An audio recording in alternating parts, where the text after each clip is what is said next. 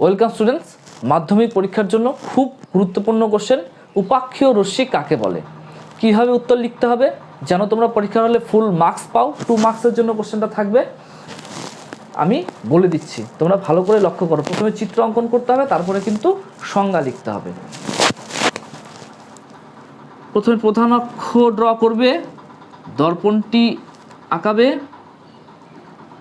আমি এখানে একটি অবতল দর্পণ আঁকিয়েছি, এখানে লিখে দেবে অবতল দর্পণ। দর্পণের নাম দেবে M1 M2। বক্রতা কেন্দ্র, এটা দেখো, এটা হলো আমাদের প্রধান অক্ষ, এখানে লিখে দেবে অ্যারো দিয়ে প্রধান অক্ষ। উপাক্ষীয় রশ্মি কাকে বলে আমি একটু তোমাদের বুঝিয়ে দিচ্ছি। দর্পণের প্রধান অক্ষের খুব কাছাকাছি যেই রশ্মিগুলি দর্পণে আপতিত হয় তাকে দর্পণের ক্ষেত্রে উপাক্ষীয় রশ্মি বলে।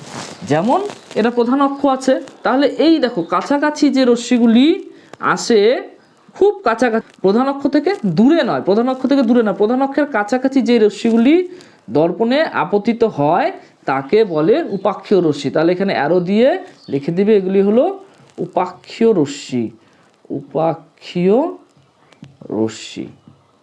তাহলে রুল এবং রুল কম্পাস দিয়ে কিন্তু এই ছবিটা তোমরা ড্র করবে।